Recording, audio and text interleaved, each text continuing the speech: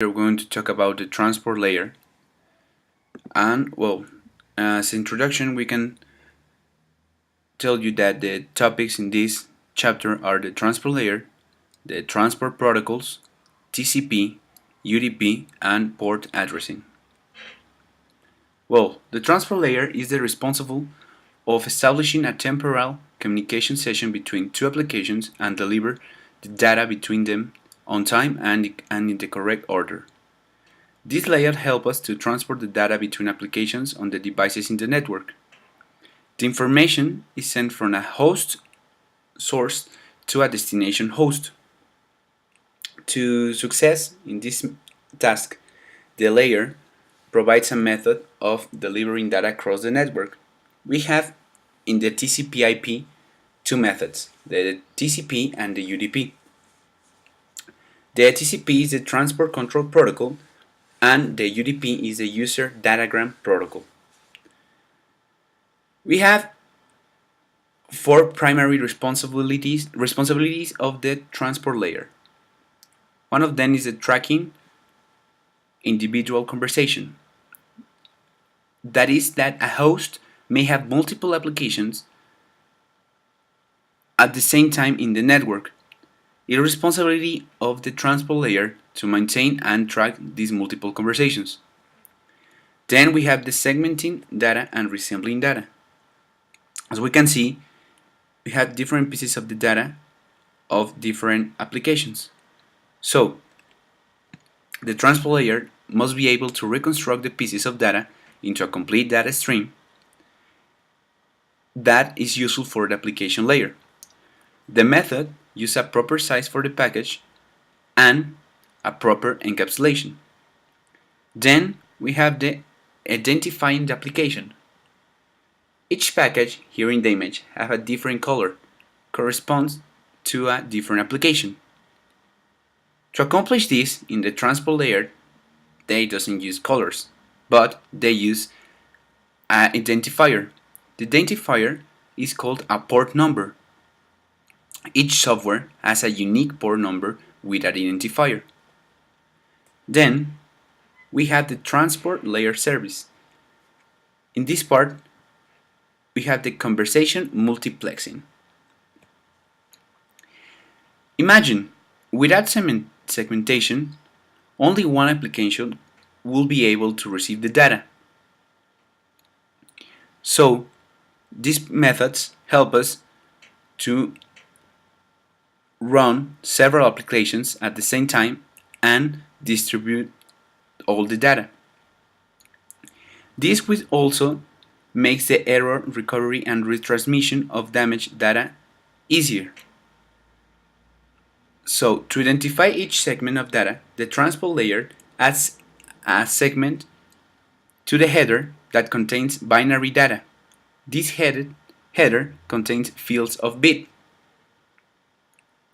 Also, the transport layer is responsible for managing reliability requirement of a conversation. In this case, the TCP is considered a reliable protocol, and the UDP is a simple transport layer protocol that does not provide any reliability. Well, these are the protocols, the UDP and the TCP, and the UDP is not a bad protocol. It's a good protocol for stream things like video, phone calls, and calls, because you need the information to be faster. On the other hand, we have the TCP. The TCP it's more for web applications like HTTP and all this kind of web pages, and it's important to have the information in the right place each time the data is across the network. Well, the TCP has three basic operations of reliability that are tracking transmitted data segment, acknowledging received data, and retransmitting any unacknowledged data. So the TCP breaks up a message into small pieces known as segments.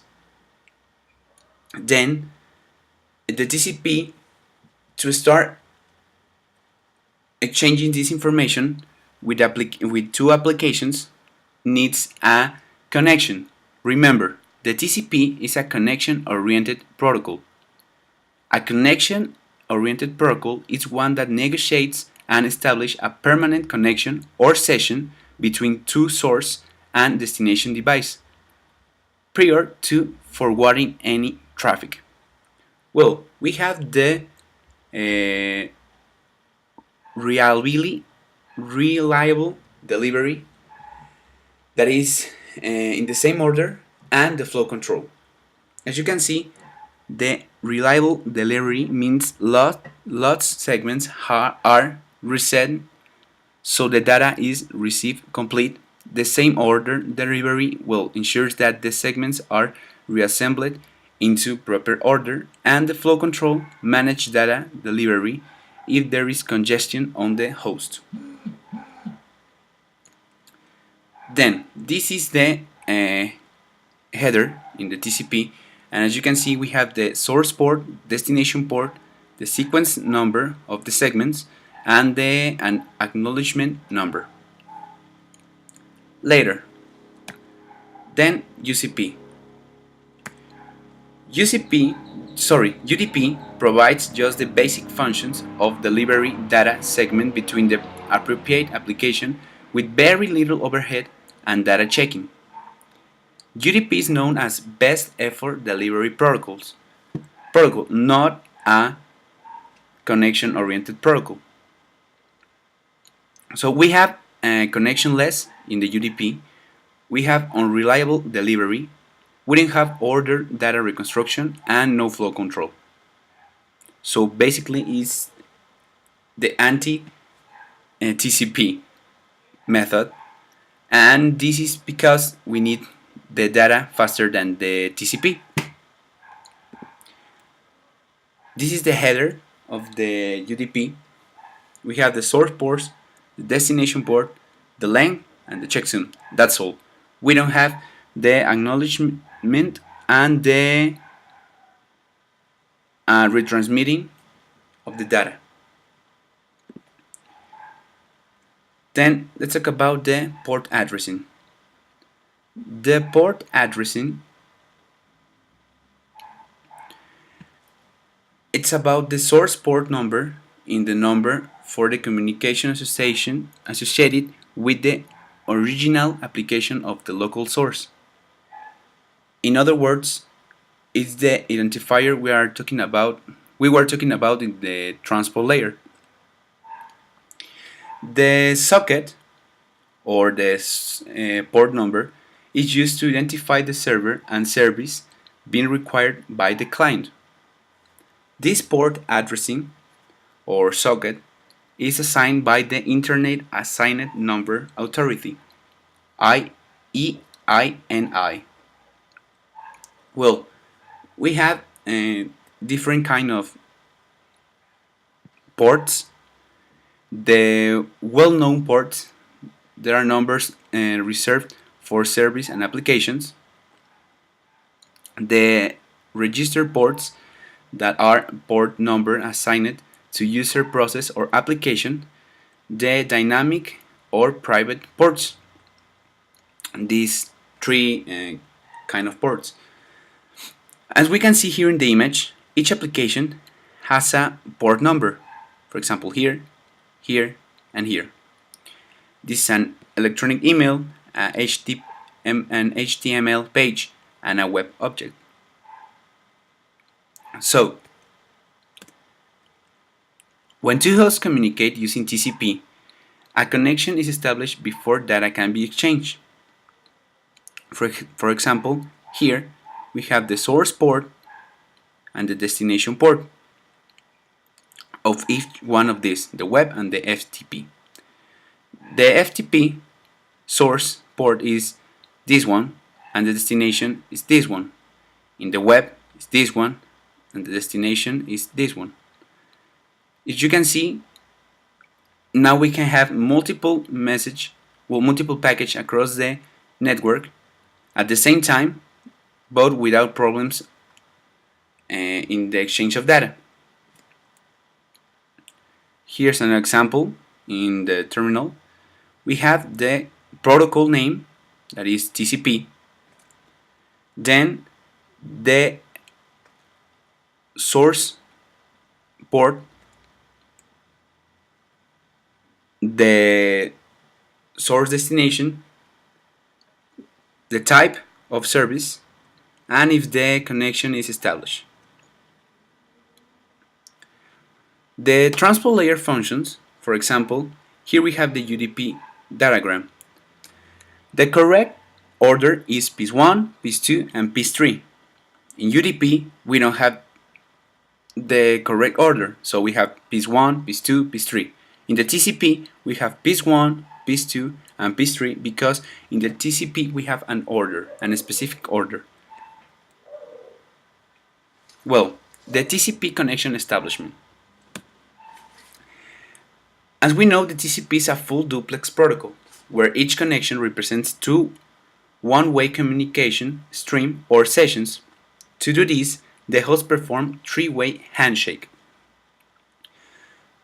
The first one establishes that the destination device is present on the network.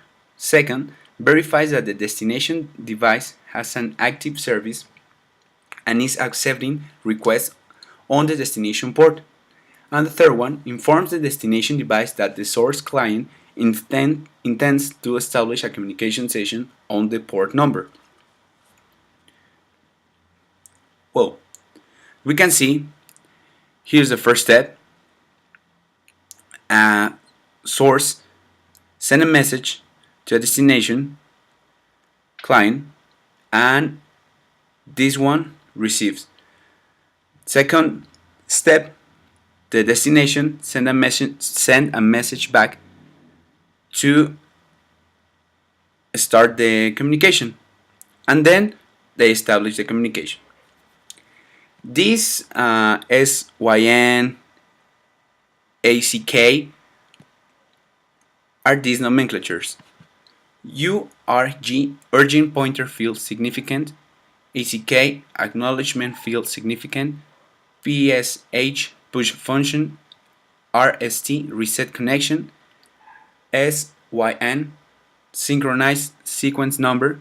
And FIN, no more data from sender. Well, this one is to establish a communication, are the steps. And this one are the steps to terminate this conversation. Well, this communication. We also can add some security to these TCP connections, and we can deny the establishment of TCP sessions, and we can allow only sessions to be established from a specific service, and only allowing traffic as a part of already established session. Well, the TCP versus the UDP. The TCP, as you can see here in the image, in the network as we know, not all the package take the same route. For example, here we send the package through this router, and for example, this router send package to this router A, and router B. So they take different paths and they arrive at different time. So as result, we have this segment 1, 2, 6, 5, 4, 3. This is TCP, so each package has a number. So we reorganize this in a buffer. The segments are placed in proper sequence and number order and passed to application layer when are correctly reassembled. That is this one. This number is the ISN, initial sequence number. This initial sequence number is put in the first package, and each time a package is sent, the number increases to maintain this order. Then we have the UDP, connectionless and unreliable. We have the same case, the router passing the sequence to router A and router B. The order 1, 2, 3, 4, 5, 6, we deliver like 1, 2, 6, 5, 4. But because UDP doesn't have an order, we send them the message like this. So this is like the not the cool part of the UDP, but because of the application, the UDP need this kind of configuration. And these are the examples. The TCP are used only in applications like HTTP, FTP, SMTP, and Telnet.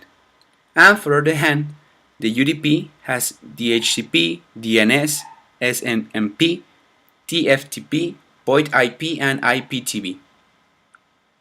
So this is all about the chapter 7. Have a nice day, and I hope this was helpful for you.